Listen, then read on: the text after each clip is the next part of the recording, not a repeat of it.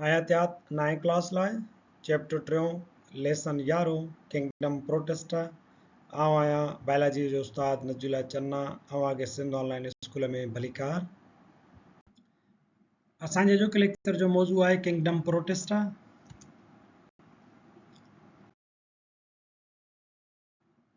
Kingdom Protesta is one of the 5 kingdoms. पंजनि kingdoms मां हिकिड़ो Kingdom Protesta आहे that classify various living organisms जंहिंजे अंदरि मुख़्तलिफ़ क़िस्मनि जा जानदार अची वञनि था। Kingdom Protesta include single-celled and multicellular eukaryotes. Kingdom Protesta जे अंदरि हिकु जीव घड़ ते मुश्तमिल ऐं घणनि जीव घड़नि वारा यूकेरियोट्स अची वञनि था। मिसाल जे तौर ते प्रोटोज़ोन्स, algae and various other organisms which are neither plants nor animals or fungi.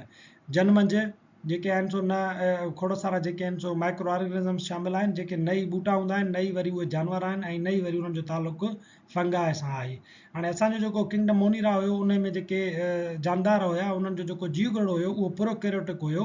पर हाणे किंगडम प्रोटेस्टा खां अॻिते असांजा जेके बि जानदार आहिनि उहे सभई यूकेरियोटिक ऑर्गेनिज़म्स आहिनि। सो किंगडम प्रोटेस्टा जे अंदरि बि तव्हांखे जेके बि जानदार मिलंदा उहे भले मुख़्तलिफ़ हुजनि पर उहे सभई जेके आहिनि यूकेरियोट्स आहिनि, पोइ उहे मल्टी सेल्युलर हुजनि या उहे सिंगल सेल्ड हुजनि।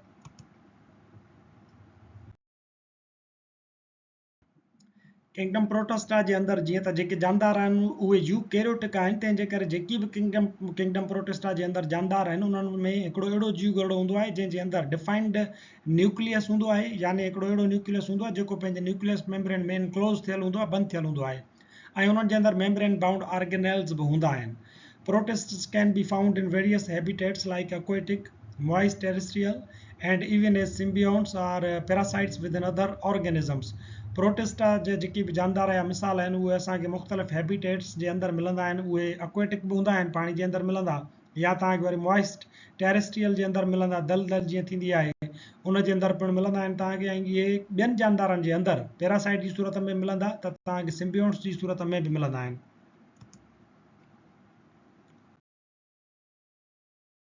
किंगडम प्रोटेस्टा जूं बुनियादी ख़ासियतूं जेके आहिनि उन्हनि में शामिल आहे त हीअ यूनिसेल्युलर थींदा आहिनि या वरी सिंपल मल्टी सेल्युलर थींदा आहिनि। सिंपल मल्टी सेल्युलर जो मतिलबु आहे त हिननि वटि मल्टी सेल्युलर सेक्स ऑर्गन्स कोन थींदा आहिनि, न ई वरी इहे पंहिंजी रिप्रोडक्शन जे दौरान को एम्ब्रियोज़ ठाहे सघंदा आहिनि।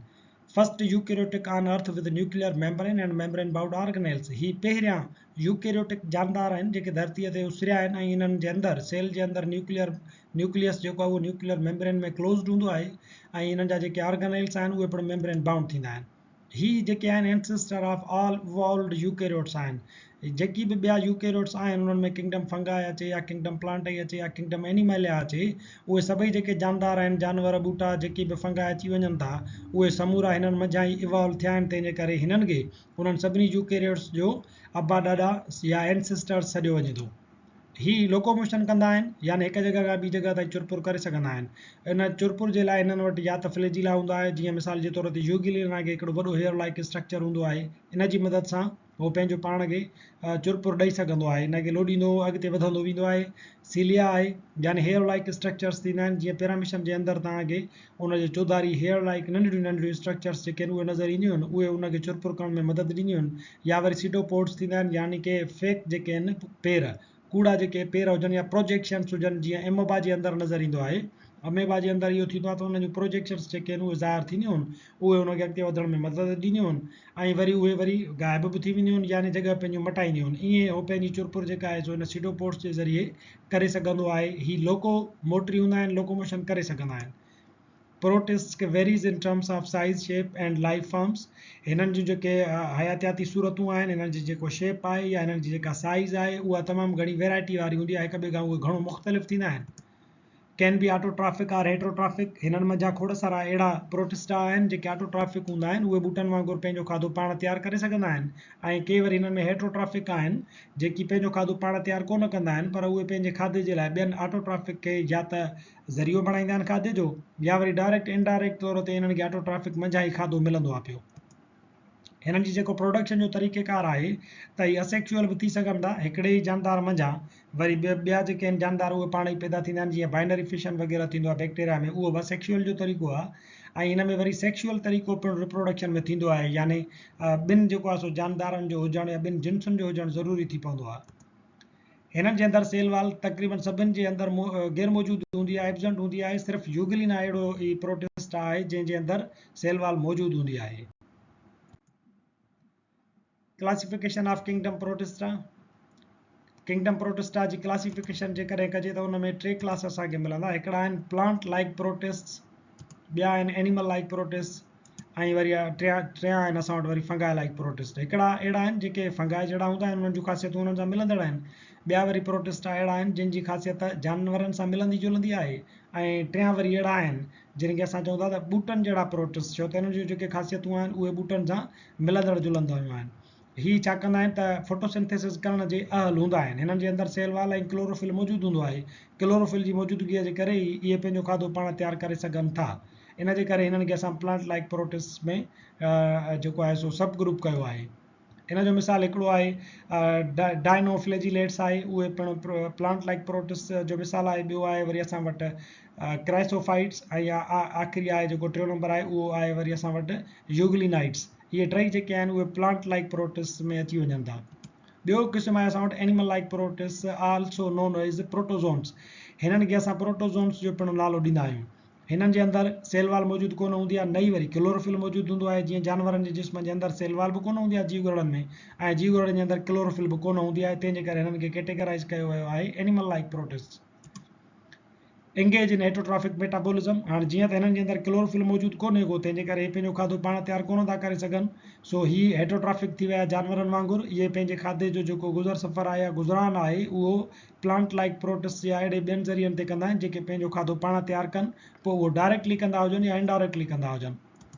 इन में मिसाल तौर ते अची वञे थो अमेबाइड प्रोटोज़ोन्स अची वञनि था, फ्लैजिलेटेड प्रोटोज़ोन्स अची वञनि था, या वरी सिलिएटेड प्रोटोज़ोन्स अची वञनि था। फंगाई लाइक जेके प्रोटिस्ट आहिनि उन्हनि में वरी ॿिन्ही जानवरनि तोड़े फंगाई जूं ख़ासियतूं जेके आहिनि उहे मिलंदड़ जुलंदड़ मौजूदु हूंदियूं आहिनि। मिसाल आहे हिननि में जीअं स्लाइम मोल्ड्स आहिनि, इहे फंगाई लाइक प्रोटिस्ट जो मिसाल आहे। किंगडम प्रोटिस्टा जे अंदरि फाइलम प्रोटोज़ोआ तमामु असांजो हिकिड़ो कॉमन हिकिड़ो फाइलम आहे, जंहिंजे जानदारनि जा मिसाल जेके आहिनि उहे असां 6, 7, 8 खां साइंस में पढ़ंदा ईंदा आहियूं। तंहिंजे करे असां हिननि ते थोरी ॻाल्हि ॿोल रखूं था। इन्हनि जूं जेके बुनियादी ख़ासियतूं आहिनि उहो इहो आहे त हीउ यूनिसेल्यूलर थींदा आहिनि, हिकु जीवगण ते मुश्तमिल हिननि जो जिस्म थींदो आहे। सो फाइलम प्रोटोज़ोआ जा जेके जानदार आहिनि उहे यूनिसेल्यूलर ऑर्गेनिज़म्स थींदा आहिनि, एक्वेटिक थींदा आहिनि। इहे तक़रीबन तव्हांखे पाणी जे अंदरि मिलंदा। सोलेटरी ज़िंदगी गुज़ारींदा आहिनि या वरी कॉलोनियल फार्म में। सोलेटरी जो मतिलबु आहे त हिकु अकेले सेल वारी ज़िंदगी गुज़ारींदा, अलॻि हूंदो। पर कॉलोनियल जेको आहे उन में छा थींदो आहे त इहे पाण में कॉलोनीज़ जी सूरत में, चुगनि जी सूरत में गॾु थी करे ज़िंदगी गुज़ारींदा आहिनि। खाधे जे जेको न्यूट्रिशन जो हिननि जो मोड आहे, तालुक़ु आहे, उहो या त फ्री लिविंग हूंदा आहिनि, पंहिंजो अकेलो अकेलो जेको जीवगणो आहे उहो ज़िंदगी गुज़ारींदो आहे पियो। ऐं या वरी ही ॿिए कंहिं जानदार सां हिकिड़ो तालुक़ु जोड़ींदा, या उहो तालुक़ु हूंदो सिम्बियोटिक या वरी हूंदो पैरासाइटिक।